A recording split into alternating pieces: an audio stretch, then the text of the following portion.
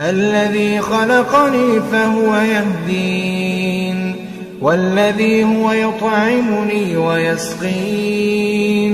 وإذا مرضت فهو يشفين والذي يميتني ثم يحيين والذي أطمع أن يغفر لي خطيئتي يوم الدين رب هب لي حكما وألحقني بالصالحين واجعل لي لسان صدق في الآخرين واجعلني من ورثة جنة النعيم واغفر لأبي إنه كان من الضالين